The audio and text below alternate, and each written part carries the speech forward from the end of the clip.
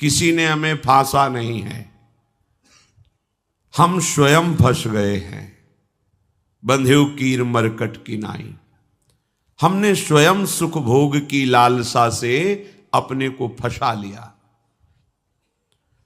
अब वास्तविक सुख क्या है, चरम सुख क्या है, हमारी आंतरिक मांग क्या है, ये हम नहीं जान पा रहे। बस सामने दृश्य को देखा और टूट पड़े, सुख भोग लेंगे, हम सुखी हो जाएंगे। ये भ्रम है। तुम किसी प्रकृति जनित रचना से कभी सुखी नहीं हो सकते, क्योंकि तुम परमात्मा अंश हो, तुम अपने अंशी की खोज कर रहे हो।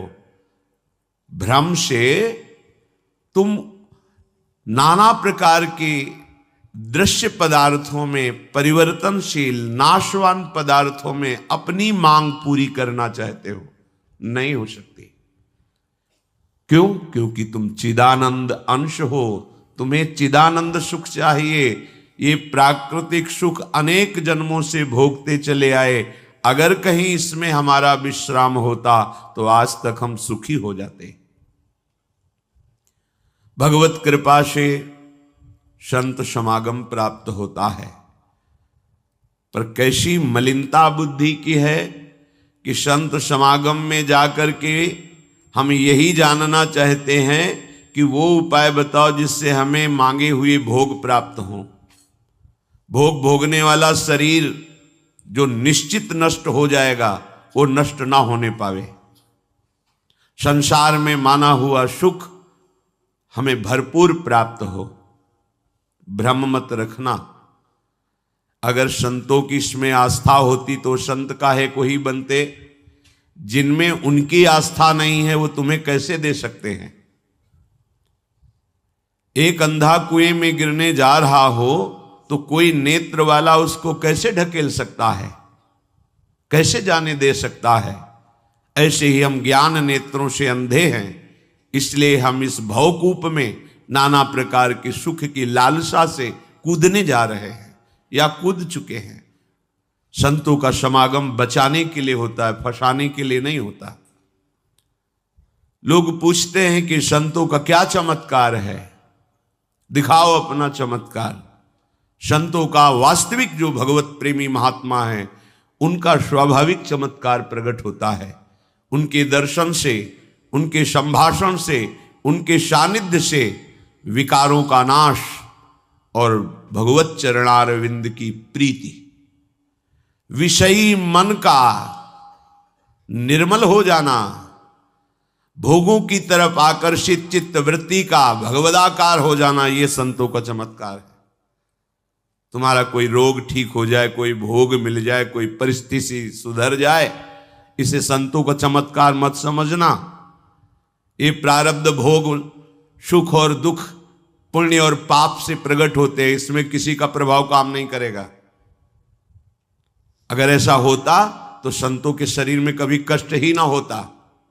भ्रम में मत फंसो, भ्रम में मत फंसो कि कोई संत तुम्हारे शरीर को अजर अमर बना देगा, तुम्हें भोगों की बाहुल्यता मिल जाएगी। व्यर्थ में भाग दौड़ बंद करो।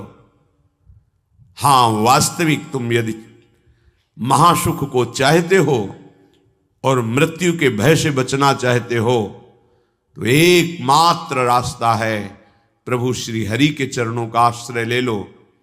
हरि स्मृति सर्व विपद विमोक्षणम। भगवान का भजन, भगवान की स्मृति निश्चित तुम्हें समस्त दुखों से बचा लेगी।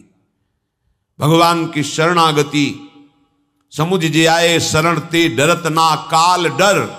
मृत्यु क्या चीज है? पर प्रभु के नाम जपने में रुचि नहीं, प्रभु की चरण दासता में भावना नहीं, तो तुम सोचते हो कुछ चंद रुपए और कुछ फल पुष्प आदि दे करके हम रोग रहित तो हो जाएं, शोक रहित तो हो जाएं। भूल मत करना। अगर शोक रहित होना है, रोग रहित होना है, तो एकमात्र उपाय है कृष्णाय वासुदेवाय हरे परमात्मने प्रणत क्लेश नाशाय गोविंदाय नमो नमः। गोविंद को नमस्कार करो। और जिह्वा से पुकारो कृष्ण कृष्ण गोविंद गोविंद, राधा राधा राधा, निश्चित जन्म जन्म के अशुभ नष्ट हो जाएंगे।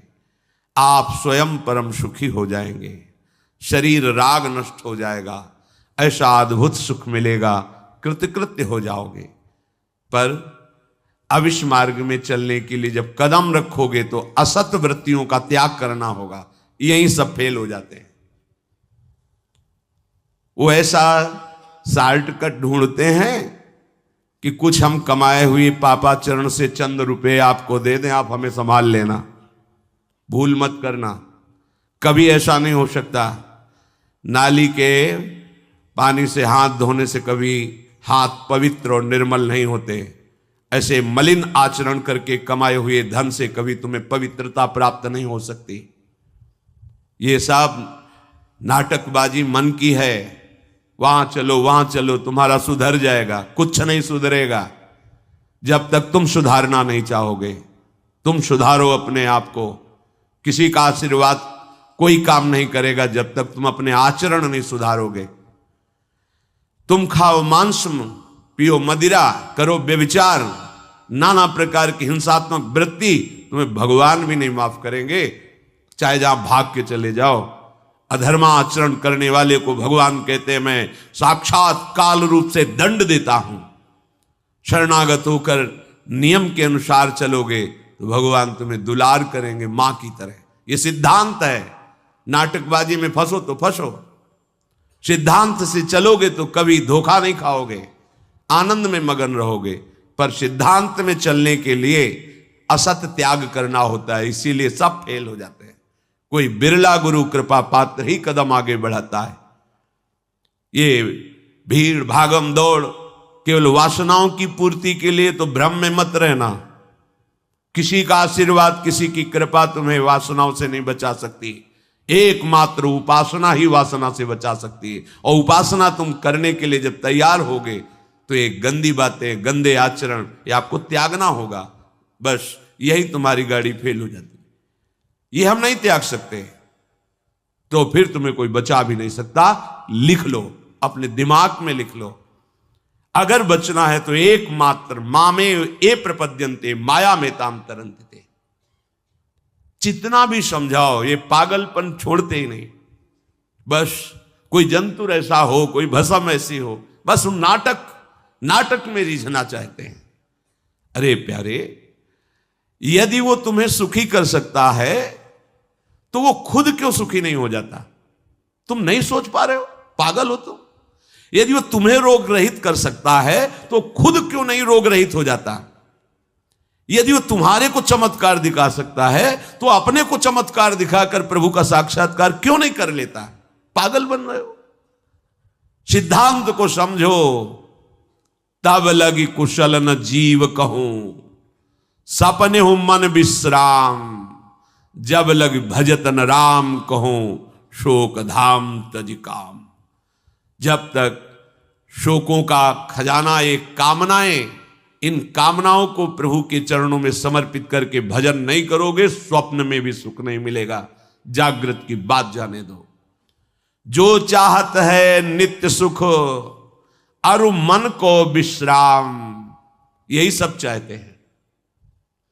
दुख का मुंह न देखना पड़े, मन हमारा प्रसन्न रहे, शांत रहे, कोई कामना हमें जलाए ना। हां, है मार्ग। हित ध्रुव हित सो भजत रहो, पल पल श्यामा श्याम श्यामा श्याम श्यामा श्याम।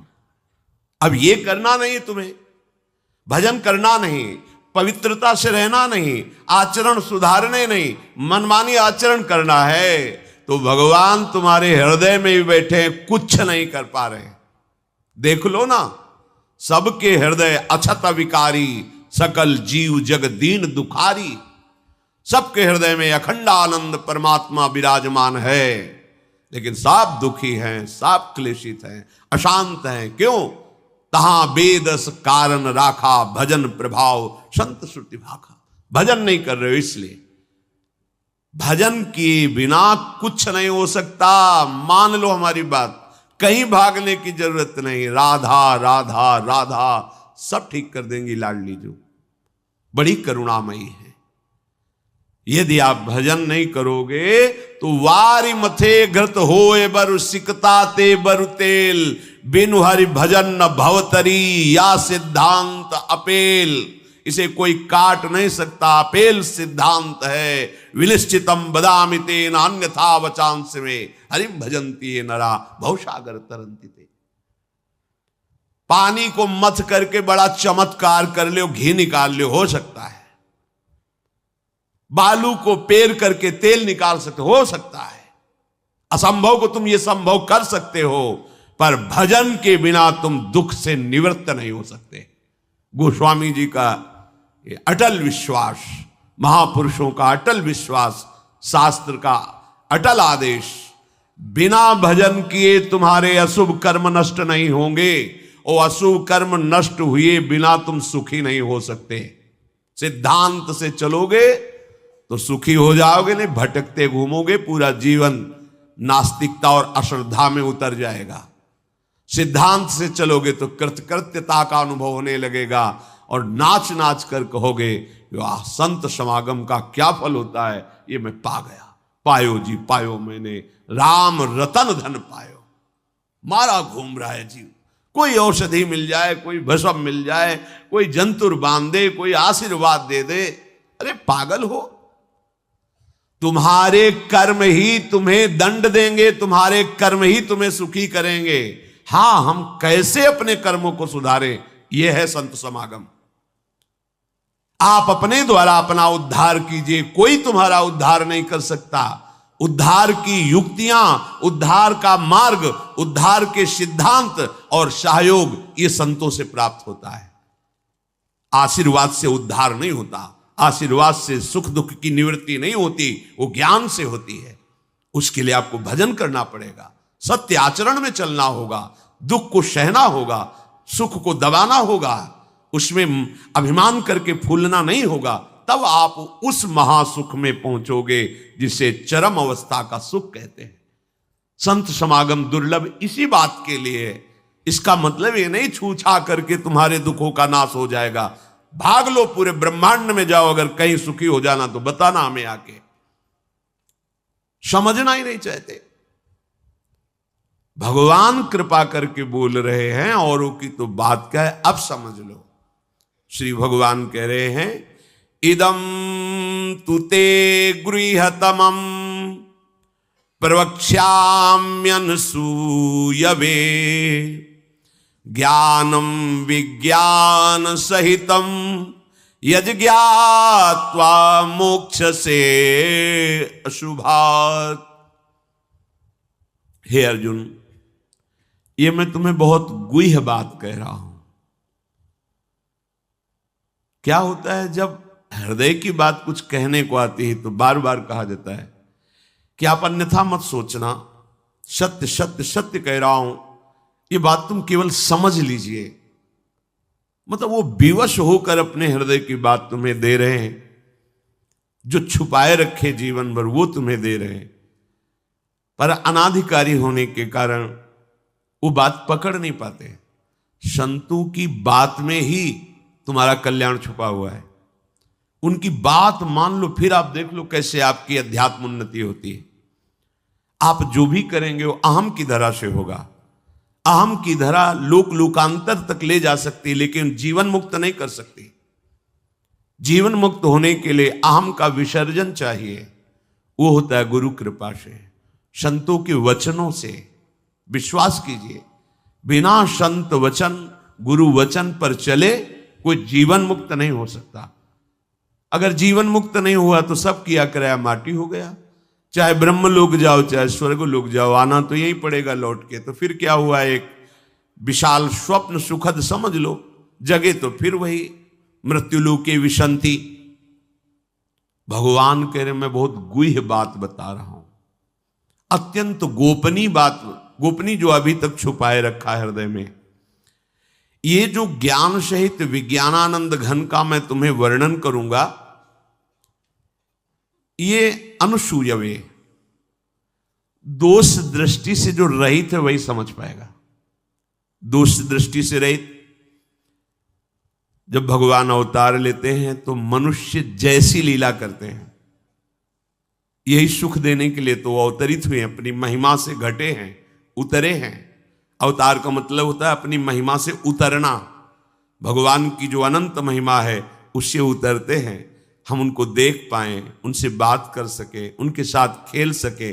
वो ऐसे उतरकर हमारे समान लीला करते हैं। उनकी लीला को देख करके अगर किसी को दोष दृष्टि होती है तो बोले इस गुहितमम के सुनने का अधिकारी नहीं। जब हम भगवान को भगवान न मानकर व्यक्ति मानते हैं तो हमारी दृष्टि वैसे ही दूषित हो जाती है।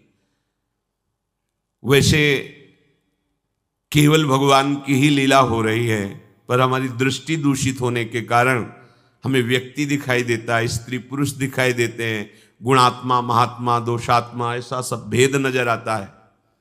पर यहां जो भगवान कह रहे हैं कि जो मेरे पर दोष दृष्टि ना रखता हो, अरे बड़े बड़े परमहंसों का जहां प्रवेश नहीं वो भगवान का रास है। जहां ज्ञान समुद्र भगवान शिव भी प्रवेश पाने के लिए ललचाए और भगवान श्री कृष्ण की मंद मुस्कान से गोपी स्वरूप होकर प्रवेश पाए। बोलो ज्ञान समुद्र भगवान शिव जिस रास रस के लिए ललचाए, वो रास रस प्राकृतिक स्त्री पुरुष का मिलन हो सकता है क्या? पर अनाधिकारी के तो क्या उपहास, ऐसा के तो इसलिए भगवान यह कह रहे हैं कि जो अनुसूयवे प्रवक्ष्याम अनुसूयवे, जो मेरे से दोष दृष्टि नहीं रखता। अब आप केवल मेरे ही आज्ञा का पालन करेंगे, मैं जैसा कहूंगा उससे एक कदम पीछे नहीं हटेंगे। हो भाग्य, कितनी कृपा कि मुझे समस्त प्रपंच से समेटकर एक मार्ग में लगा रहे। जहां श्रद्धा है तो वहां शब्द दूसरा भाव निकाल देगा, और जहां दोष दृष्टि वहां भाव दूसरा निकाल देगा। इसलिए श्री भगवान कह रहे मैं अत्यंत गोपनीय बात तुमसे कह रहा हूं हे अर्जुन। अपने प्रियजनों से, प्रिय शिष्यों से बात कही जाती है। तब तक गीता जी का श्री भगवान ने उपदेश अर्जुन जी को नहीं दिया जब तक मित्र भाव रहा, नहीं दिया। सारथी पद पे बैठे हैं, आज्ञा की दोनों के बीच में रथ, इधर सेना कौरवों की पांडवों के बीच में, भगवान बीच में खड़ा कर। जब देखा मोह ग्रसित हुए, निवारण में असमर्थ पाया, तो भगवान की शरण में होकर के कार्पण्य दोषो बहुत स्वभावा प्रच्छामि त्वाम धर्म सम्मूढ़ चेता। हे प्रभु, अब मेरे में सामर्थ्य नहीं रहेगी कि मैं निर्णय कर सकूं कि मेरे लिए श्रेय क्या है, परम कल्याण क्या है, ये आप जानते हैं। प्रभु कुछ नहीं बोले, तो बोले शिष्यस्तेहम साधिमाम त्वाम प्रपन्नम, मैं आपका शिष्यत्व स्वीकार करता हूं। हे जगत गुरु श्री कृष्ण उतरे साष्टांग दंडवत हुए और कहा मैं आपका शिष्य हूं, और ऐसा शिष्य हूं जो पूरा समर्पण किए, प्रपन्नम, मन वचन कर्म से आपको समर्पित हूं। तब गीता जी का प्रादुर्भाव भगवान के श्रीमुख से हुआ। जो प्रिय जन होते हैं, समर्पित जन होते हैं, उनको हृदय की बात बताई जाती है, क्योंकि वो उसमें दोष दृष्टि नहीं करेंगे। अगर प्रियता और समर्पण नहीं है, देखो ना, कह रहे मेरे को प्रणाम करो, मेरे को ही पूजा दो, मेरी आज्ञा में रहो, मेरे मन वाले बनो। हे अर्जुन, तुम उस परमात्मा को ऐसा समझो कि उस सारे जगत को जैसे बर्फ में जल ही जल है ऐसे व्याप्त करके विराजमान उस परमात्मा को, उसी के आगे ये बोल रहे हैं। देखो अब हम गुह्यतम बात कर रहे हैं, उस परमात्मा को नहीं, मुझ श्री कृष्ण को। मेरे में मन लगा, मेरे को प्रणाम कर, मेरे को नमस्कार। ये महापुरुष जन रास्ता देते हैं। अब तुम्हारी कहां श्रद्धा टिकती, वो ये देखते हैं तुम्हारे लिए कोई आश्रय है, अभी तुम्हारी खोज अभी पूर्ण हुई कि अभी खोज बकाया है, खोजो तो खोज लो, नहीं तो वहीं पकड़ के बैठ जाए कि अब बने तो रघुबर ते बने, बिगड़े तो भरपूर। अब बनेगी तो आपसे बनेगी, बिगड़ेगी तो आपसे बिगड़ेगी, अब हमारा कोई आश्रय नहीं। ये अत्यंत गोपनीय बात हर एक के सामने नहीं कही जा सकती, क्योंकि इसमें भगवान अपनी खुद बात महिमा का वर्णन कर रहे हैं। अब जैसे कोई बहुत हार थक के अब क्या करें महाराज, तो अब मान लो बात हमारी आंखों के सामने रहो, जो जूठन मिले खाओ, जैसा कहें वैसे करो। अगर अध्यात्म की भूमिका ना जागृत हो जाए तो कहना। गुरुजनों की बात किसी से प्रमाणित करने की आवश्यकता नहीं होती। आपको गुरुजी ने क्या कहा, क्यों आप कौन हो, हमारे बाबा गुरु हो क्या, क्यों आपको बताएं? हमारी और हमारे गुरुजी की बात हो गई, तुमको क्यों बताएं क्या गुरुजी ने कहा? तुम हमारे निर्णायक हो क्या? चलो दोबारा नहीं मिलेगा। पर बैठाल के वो आज प्रवचन में ये कह रहे थे, समझो। अब वो जो समझाएगा वो तुम समझ जाओगे, जो गुरु समझा रहे थे वो समझ में नहीं आएगा। इसलिए भगवान करें अत्यंत गोपनीय बात है। जब तक हमारा ये मन समाधान नहीं पाता तब तक भटकना पड़ता है। कहीं एक जगह पकड़ लो, ये जो अनेक जगह भटकना है बंद करो, एक जगह पकड़ लो, एक विश्वास रख लो, एक नाम जो गुरु ने दिया, एक मंत्र दिया है, अविद्या का नाश हो जाएगा, माया परास्त हो जाएगी। पर समझ नहीं पाते। दुकानें लगी हुई हैं, 4-6 दुकान घूम लेते हैं, चलो घूम लो, पर कहीं एक दुकान तो बांध लो कि हमें सारा माल यहीं से लेना है, तो तुम्हें छूट मिलने लगेगी। एक व्यवहार, हजारों की लाइन लगी, लेकिन आने दो, ये पर्सनल ग्राहक है, आने दो। ऐसे ही मेरे ईश्वर की दुकान में है सबका जीवन खाता। परिचय तो बना लो भगवान से, निहाल हो जाओगे। भटकना, हम जब ये बातें सुनते हैं ना तब लगता है कितनी हंसी की बात।